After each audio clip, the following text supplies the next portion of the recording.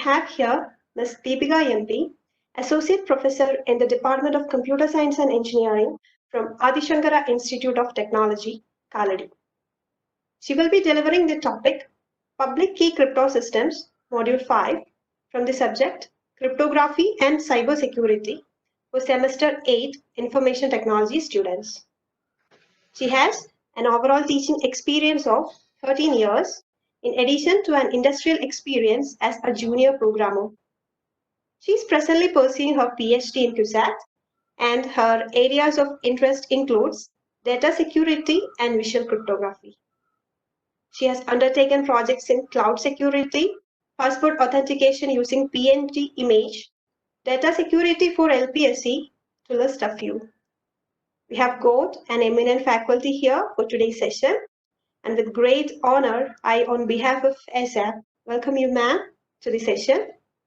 And to all attendees, you can listen to the session and post your doubts in the Q&A option available on the screen, which will be answered meanwhile.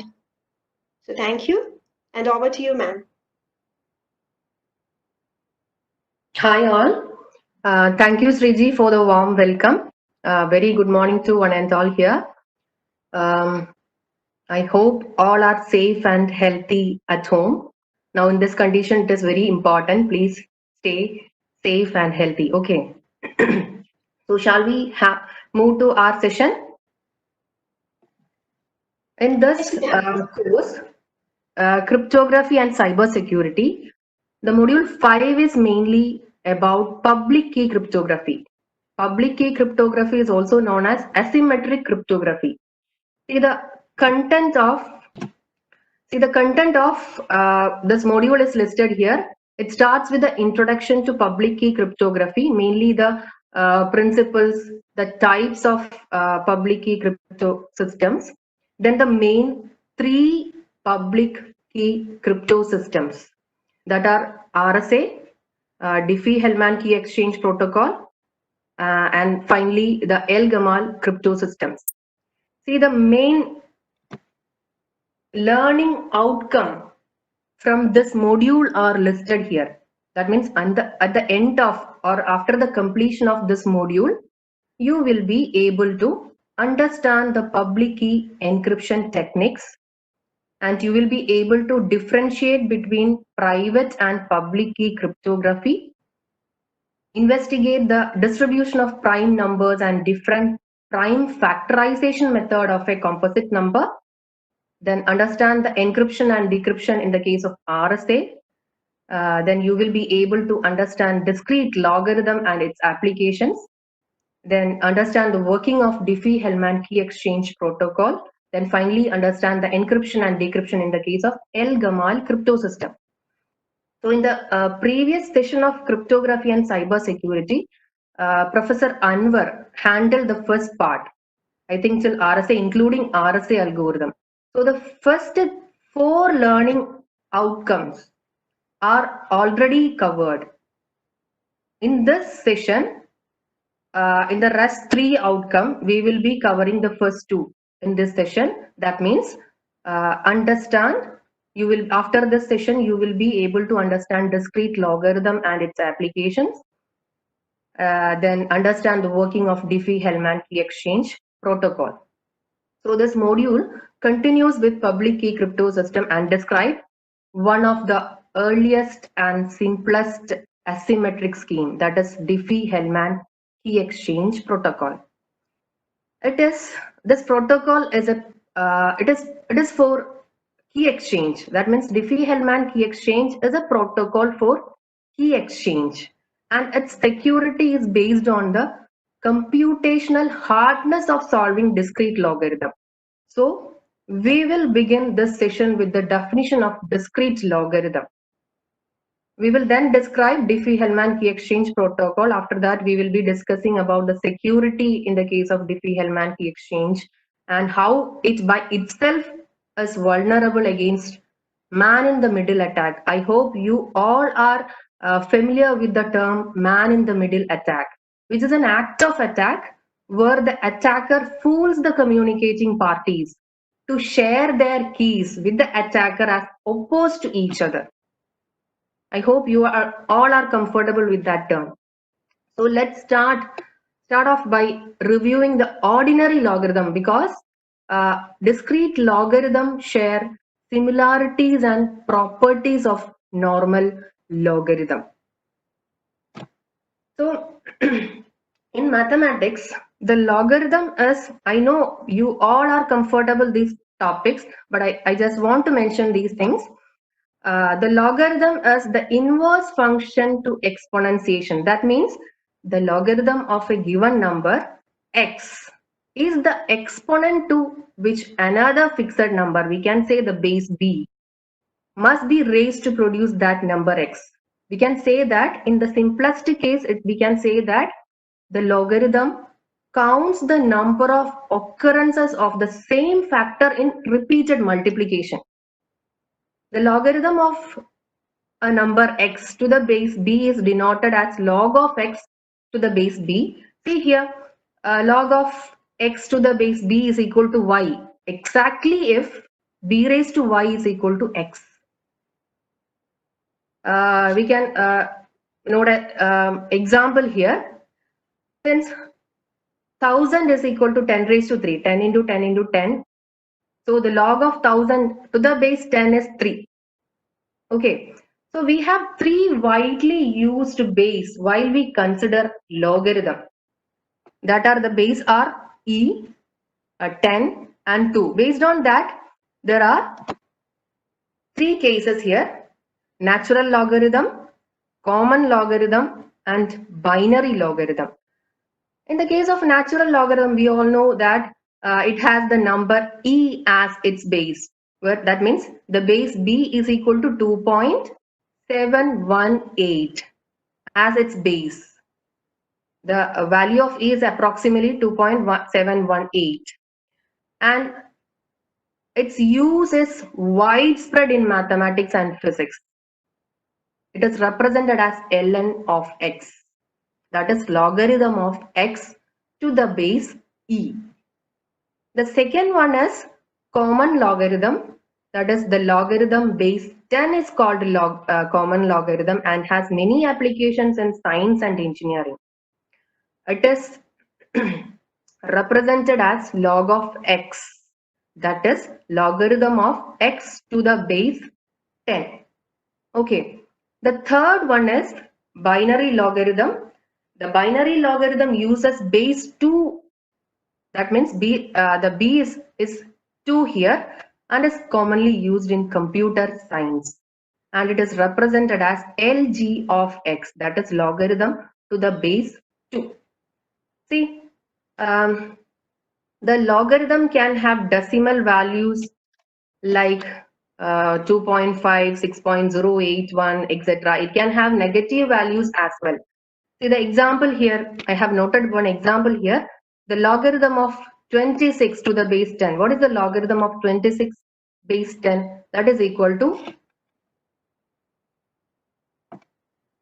1.41497. That means 10 raised to 1.41497 is 26. Then what about logarithm of 0.01 to the base 10? That is equal to 2 minus 2. That means 10 raised to minus 2 is equal to 0.01. Okay, so coming to our topic, the discrete logarithm.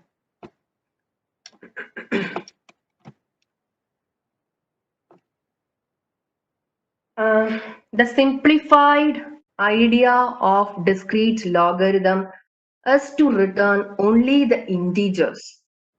Okay, discrete logarithm are fundamental to number of public key algorithms, including Diffie-Hellman key exchange algorithm that we will see today, and the digital signature algorithm. So these are the discrete logarithm are fundamental to a number of public key algorithms.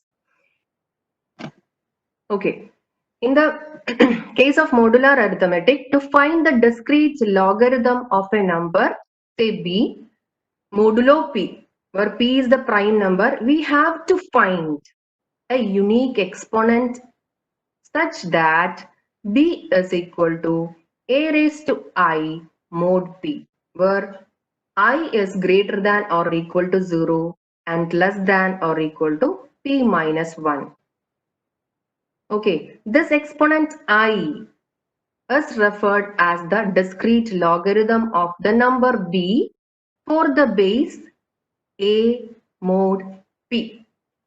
We can denote this as d log of B to the base A comma P.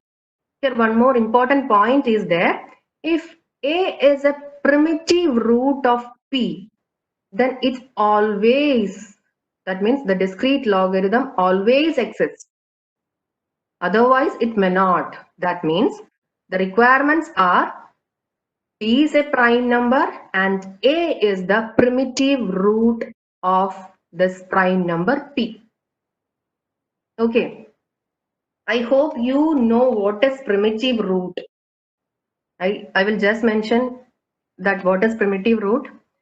If A is a primitive root of n, then its powers a raised to 1, a raised to 2, etc., a raised to 5 of n are distinct values and all are relatively prime to n. Okay, if A is a primitive root of n, then its powers a raised to 1, a raised to 2 through a raised to 5 of n are distinct values and are all relatively prime to n. Okay, just consider one example. Suppose 19, prime number 19, its primitive roots are 2, 3, 10, 13, 14 and 15. That means 2 raised to 1, 2 raised to 2, 2 raised to 3, etc. to 2 raised to 19 minus 1, because here 19 is a prime number. The phi of a prime number will be that number minus 1. So phi of 19 is 18, 19 minus 1. So 2 raised to 1, 2 raised to 2, 2 raised to 3, etc. 2 raised to 5 of n are distinct values and all are relatively prime to n. Okay, so for 19, the primitive roots are 2, 3, 10, 13, 14 and 15. Okay, back to the discrete logarithm. In the case of modular arithmetic, to find the discrete logarithm of a number B to the base number B mod P, we have to find a unique exponent such that B is equal to A raised to I mod P. This exponent I is the discrete logarithm of the number B to the base A and that primitive number A and P. Okay. we can consider an example here. See, discrete logarithm of 6 to the base 3 and 19 is equal to 8, because 6, we can write 6 as 3 raised to 8 mod 19. Okay, so discrete logarithm of 6 to the base 3 comma 19 will be 8. Okay, so finding discrete logarithm is generally a hard problem. That means finding that unique exponent is generally a hard problem. So that is all about the discrete logarithm. If you have any doubts, you can ask now about the discrete logarithm. Actually, this discrete logarithm and primitive roots are the topics in module 1. If you have any doubts, you can ask now. Ma'am, as of now, we haven't received any doubts from the questions. So I think it's better for you to continue the session. Okay. Thank So now we know what is discrete logarithm is. Now let's see what is Diffie-Hellman key exchange protocol. Simply we can say that Diffie-Hellman key exchange protocol enables the communicating parties, or we can say two users, to establish a secret key using a public key scheme. which is based on discrete logarithm. It is one of the earliest and simplest public key crypto system. The main purpose of this algorithm is to enable two users to securely exchange a key that can then be used for subsequent encryption of messages. Okay, so this Diffie-Hellman key exchange algorithm depends for its effectiveness on the difficulty of computing this discrete logarithm. For computing that difficulty of computing that unique exponent. So this algorithm depends for its effectiveness on the difficulty of computing that discrete logarithm. So let's see the algorithm in detail. In this scheme, there are two publicly known numbers, or we can say the two users agree on two numbers which may be publicly known and available to everyone. That means these two values, these two numbers are public, global values. One second. So here, the first number is a prime number, and the second number is an integer alpha, which is a primitive root of that prime number q, and that should be less than q. Okay, so the global elements here are a prime number q and a primitive root of that prime number q, and that should be less than q. Okay, suppose the situation is, suppose the user A and B wish to exchange a key. So in the situation, user A selects a random integer xa, that is private. User A selects a random integer xa, which is less than q, and the user A calculates or compute ya. Okay, the computation is shown here. Ya is equal to alpha raised to xa mod q, where alpha is the primitive root of q and xa is the user A's private quantity. So public quantity ya is computed based on the user A's on private quantity. Okay.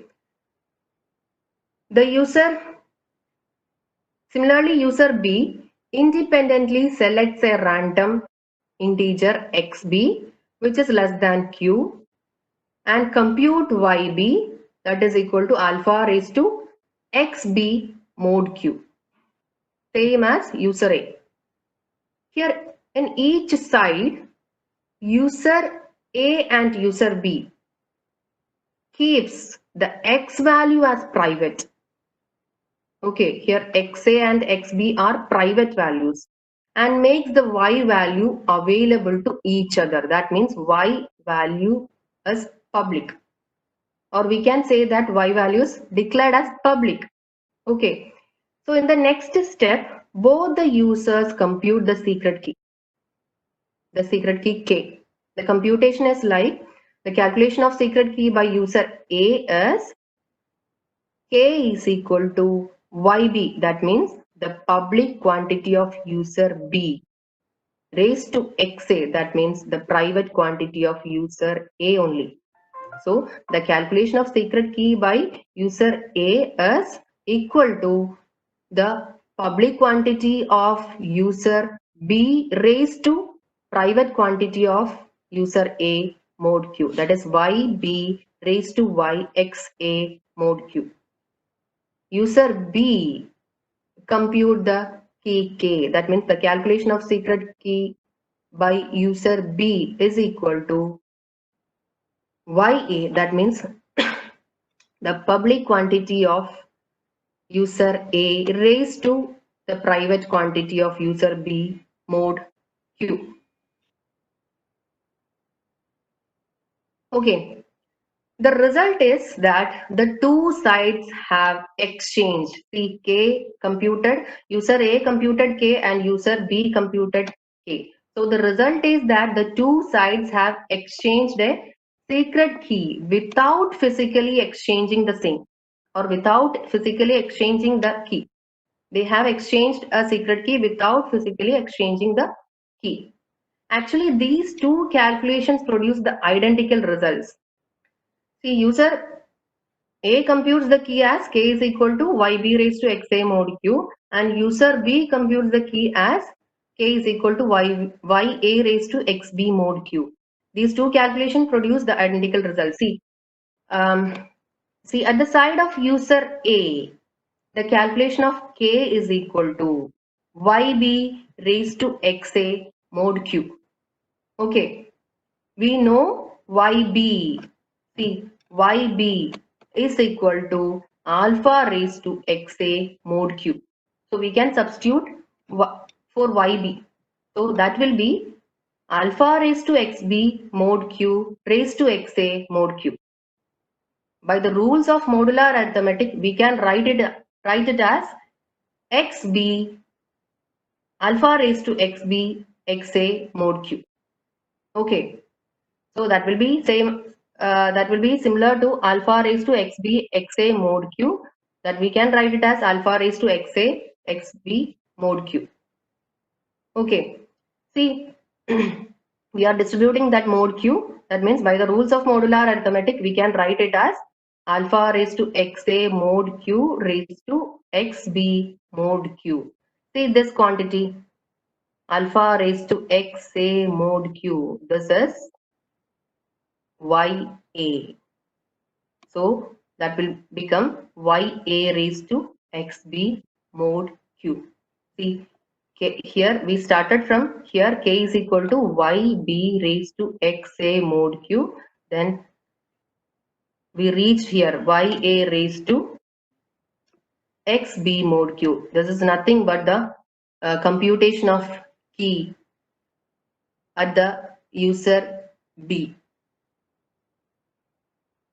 Okay, so these two calculations produce identical results, same result. So that k, capital letter K will be same. Okay, and here about the security of Diffie-Hellman key exchange. See here XA and XB are private quantity. So the intruder only has Q, alpha, YA, YB to work with.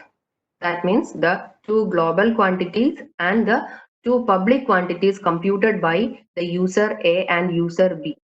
So the intruder only has these four quantities to work with.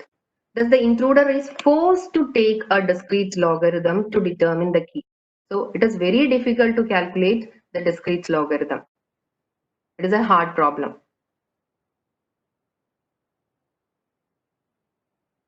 See, this figure shows a simple protocol that makes use of Diffie-Hellman calculation. Here the user A wishes to set up a connection with user B and use a secret key K to encrypt the messages on the connection in future. That means user A and B set up a connection and they exchange a secret key K using the Diffie-Hellman key exchange calculation.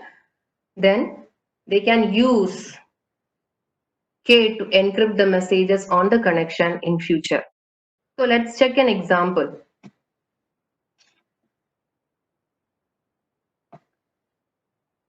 Here, the communicating parties are Alice and Bob. So this Alice and Bob agree on the two quantities. That means there are two public quantities, that is Q and alpha. Here Q is 13 and alpha is equal to 6. 13 is a prime number and alpha 6 is the primitive root of 13. So Alice selects a private quantity XA and that is equal to 5 here, and she computes the public quantity, that is YA. The computation is shown here.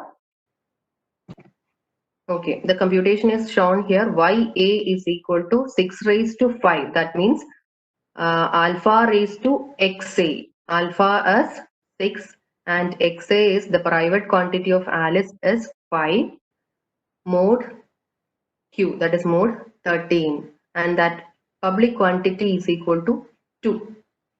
Similarly, Bob selects a private quantity xp that is equal to 4 and compute public quantity that is yb that is equal to 6 raised to 4. That means alpha raised to xb, that is xb as the private quantity of Bob. So 6 raised to 4 mod 13 and the result is 9. So Alice is having the private quantity xa 5 and public quantity y is equal to 2. And Bob is having his private quantity xb that is equal to 4 and public quantity yb that is equal to 9. So in the next step, Alice transmit the public quantity to Bob and Bob receives ya that is equal to 2 from Alice. And also Alice received YB that is equal to 9 from Bob. So now Alice is having her own private quantity, her own public quantity and the public quantity of Bob. And Bob is having his own private quantity and his own public quantity and the public quantity of Alice. Okay. So let's see the secret key calculation at Alice side. It is equal to, the k is equal to the common key, secret key calculation k is equal to 9 raised to 5. That is what the 9 is the public quantity of Bob raised to 5 the private quantity of Alice mod 13 that is equal to 3. Similarly, the calculation of secret key by Bob, that is k is equal to 2 raised to 4 mod 13 that is equal to 3, where 2 is the public quantity of Alice and 4 is the private quantity of Bob. Mod 13 is equal to 3. So the common key is, common secret key is 3. See, here Alice and Bob exchanged the secret key 3 without physically exchanging the same. Okay. I think all are comfortable. Ma'am, yes, ma'am, you can continue with the session. Okay.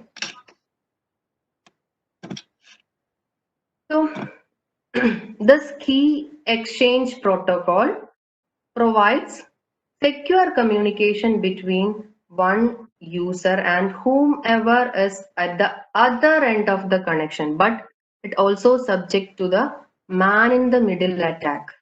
I hope that term is comfortable to everyone. See, man in the middle attack is a type of cyber attack where a malicious actor insert himself into a conversation between two parties, impersonate both parties and gain access to information that the two parties were trying to send to each other. Okay, it is abbreviated as MITM. So MITM is a type of cyber attack. Okay, we can say that MITM is a eavesdropping attack. So in this image, consider this image. In this image, you will notice that the attacker inserted, see the normal flow is at the left side. So the attacker, you will notice that the attacker inserted himself in between the flow of traffic between client and server. Now that attacker has intruder into the communication between these two endpoints. He or she can inject false information and intercept the data transferred between them. So this is man in the middle attack. So coming to the man in the middle attack in the case of Diffie-Hellman key exchange. See, suppose Alice and Bob wish to exchange keys and an intruder attacks the communication. Then the attack produces as like this. First, Alice selects a private quantity XA and compute public quantity YA that we know. And similarly, Bob select private quantity XB and compute YB. Here, the intruder prepares for the attack by generating two random private keys, that is XD1 and XD2. And then the intruder calculate public quantity, that is YD1 and YD2. Okay, so that is the first stage. Okay, then suppose Alice transmits YA to Bob. Okay, what happens here is the intruder intercepts YA, and instead of YA, he transmits YD1 to Bob. Okay, and at the same time, he also calculates a key K2 that is equal to YA raised to XD2 mod Q. Okay, so the when Alice transmits YA to Bob, the intruder intercepts YA, and instead of YA, he transmits YD1 to Bob, and also he calculates a key K2 that is equal to YA raised to XD2 mod Q. Okay, at the receiver side, that means Bob's side, the Bob receives YD1 from the intruder, but actually he assumes that it is from Alice, but actual case is Bob receives YD1 from intruder and he calculates K1,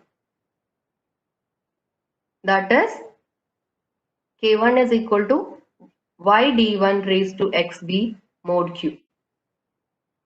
Okay, then in the Bob's case, Bob transmits YB to Alice,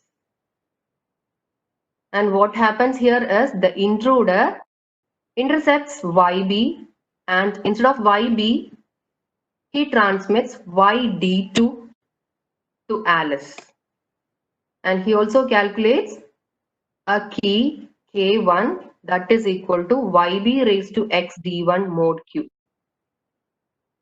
Okay, and after that, Alice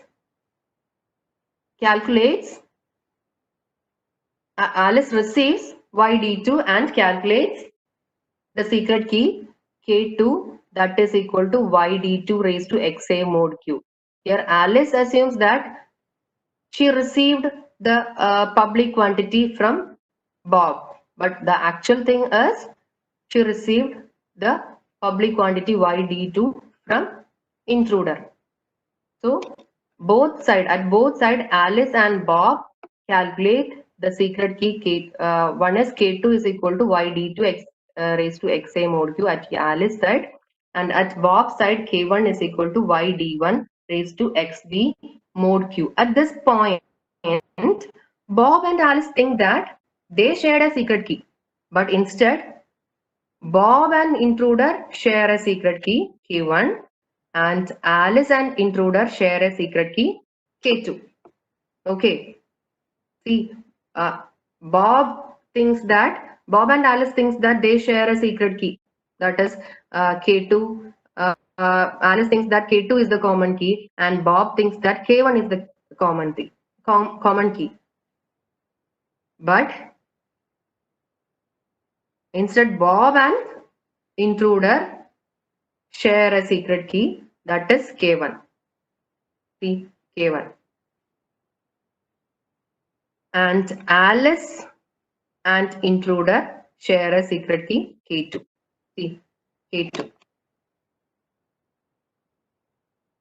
Here the calculation of K2 done by Alice and intruder produces the same result. That means both K2 are same. And similarly, the calculation by K1 by both Bob and intruder produce the same result. That means both K1 are same.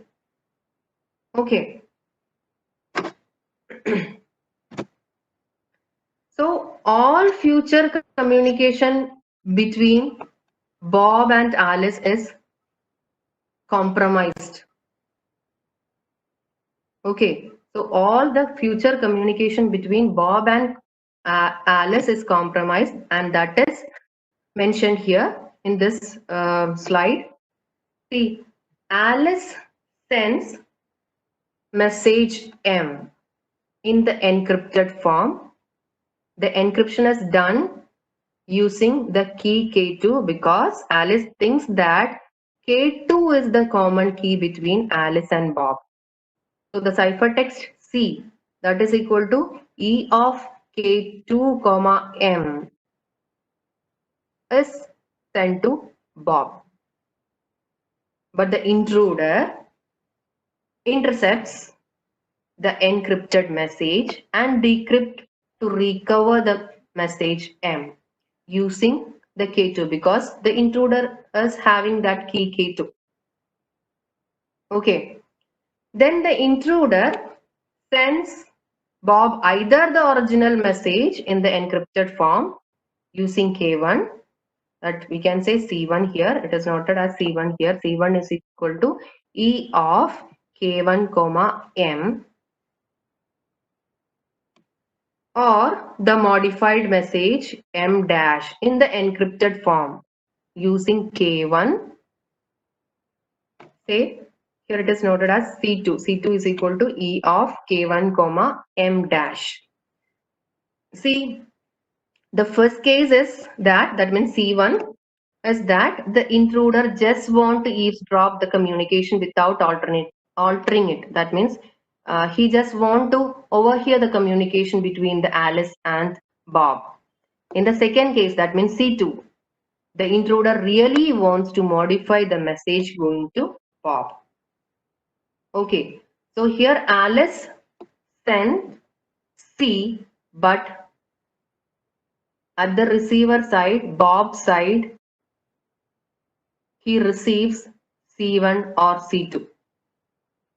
Okay, either C1 or C2. Either the message from the Alice original message or a modified message by the intruder based on the case. Okay, so that is all about the man in the middle attack in the case of Diffie-Hellman key exchange protocol. So today we discussed about the Diffie-Hellman key exchange protocol, that is the protocol used to exchange the key, and the security related portions we covered in the case of Diffie-Hellman key exchange, and one attack, MITM, in the case of Diffie-Hellman exchange. So that is all about Diffie-Hellman key exchange algorithm. See, this protocol is vulnerable to this Diffie-Hellman key exchange protocol is vulnerable to such MITM attack because it does not authenticate the participants. Okay, this vulnerability can be overcome with the use of mainly digital signatures, and we can say public key certificates as well. Okay, so that is all about Diffie-Hellman key exchange protocol. See, these are the main questions that you can expect from this topic in the case of university exams. As short questions, you can expect what are the principal elements of public key crypto system. You know the 6 key ingredients of public key crypto system, like plain text, ciphertext, private key, public key, then encryption algorithm, decryption algorithm. Okay. Then the second question is, what are the roles of public and private key? I hope you know this. That is, if we use private key for the encryption and public key for decryption, that is mainly for authentication. Okay, when we use public key for encryption and private key for decryption, that is mainly deals with the confidentiality of the message. Okay. Then the third question is, what are the 3 broad categories of applications of public key crypto systems? The main applications of public key crypto system. The main applications are, the first one is the encryption and decryption of the messages, and the second one is the digital signature, and the third one is hashing. And the next question is discrete logarithm and its application. You know what is discrete logarithm now, and its application is mainly in public key crypto, mainly in cryptography, and specifically in public key cryptography. We have seen Diffie-Hellman key exchange algorithm. It is also used in digital signature algorithm. And the next question you can expect is, what is MITM? That is, what is man in the middle attack? It's a type of eavesdropping. And as essay question, you can expect, I have included the part 1 also, that is RSA related questions also. So as essay question, you can expect explain what is RSA algorithm and compare the RSA algorithm with DS algorithm. See, RSA is a public key crypto system. Here DSA is a private key, or we can say symmetric algorithm. So compare these 2 things. Then the main possible attacks in the case of RSA algorithm, and you can expect problematic questions also from RSA side. The third one is perform decryption and encryption using RSA algorithm. See, here you have given P is equal to 3, Q is equal to 11, E is equal to 7, and N is equal to 5. So you have to assume a proper message, and you have to perform the encryption and decryption. Then from the same topic, you can expect the calculation of private key if the public key is given. I hope you all are comfortable with that topic. And in the case from our topic, the today's discussion, you can expect an essay question from this topic, that is Diffie-Hellman key exchange. Explain Diffie-Hellman key exchange in detail with an example. Okay. Then the man in the middle attack in the case of Diffie-Hellman key exchange protocol. And you can expect a problem question from this portion as well. That is, here the question is, user A and B want to establish a secret key using Diffie-Hellman key exchange protocol.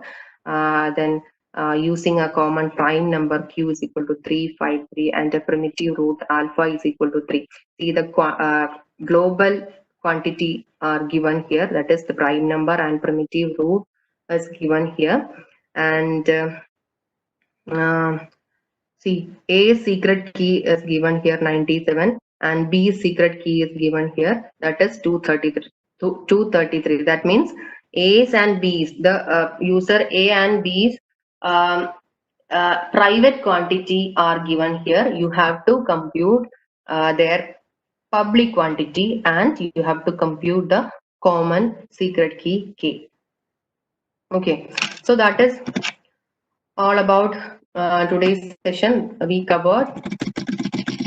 have covered this 2 learning outcomes, that is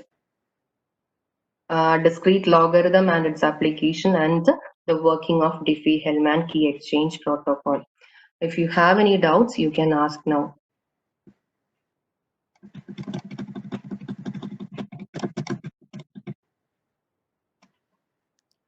Okay, ma'am. So we have received a question. Student is asking Yes. how hash functions are different from public key cryptography and secret key cryptography. See, hash functions are used to authenticate, or we can say, actually hash function is a function that maps the variable length message into a fixed length code that is mainly used to authenticate the user. Okay, there is no usage of any private and public key. But in the case of public key encryption, we are encrypting the message using private key or public key, and in the case of asymmetric encryption, we are using private key to encrypt the message. Okay, ma'am. I think it's clear for that student. And another question is Diffie-Hellman is secure? It is already discussed that it is vulnerable to MITM attack, that is man in the middle attack, because it does not authenticate the participants, and we can overcome this this vulnerability with the use of digital signature, and we can also use public key certificates. So another question is that can you please explain once again the difference between public key algorithm and private key algorithm? That means asymmetric and symmetric encryption, right? Yes, ma'am. Okay. In the case of symmetric algorithm, there is only one single key. Okay, so encryption is done by using that single key, and decryption also it is done by using that single key.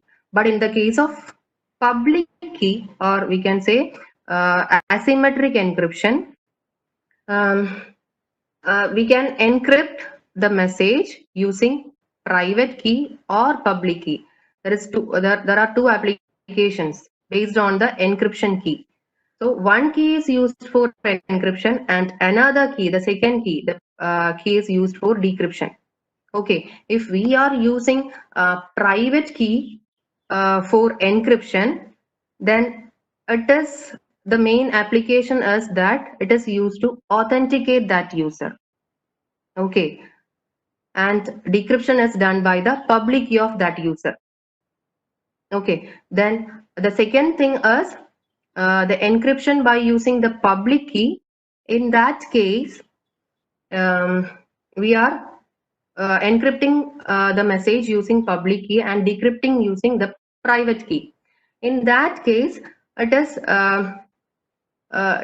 to ensure the confidentiality of that message, the real purpose of encoding, the real purpose of encryption. So in symmetric encryption, only one key is used, that is both for encryption and decryption. In the private key, or sorry, in the asymmetric encryption, two keys are involved in the encryption and decryption, and based on the choice, that is private or public key for the encryption and decryption, there are two purposes. Okay, okay, ma'am. Then just another question is, do we have any other algorithms other than Diffie which is currently used? I repeat, is there any other algorithms That use discrete logarithm. Okay. See, discrete logarithm is used in digital signature algorithm also, and one more application of discrete logarithm is one is Zex algorithm. I don't know what is that. One Zex algorithm. I don't know the details about that. Okay, ma'am. And so I think it's we have reached almost our time. So, and I think there are no doubts from the students. Almost all doubts are clear in the session itself. And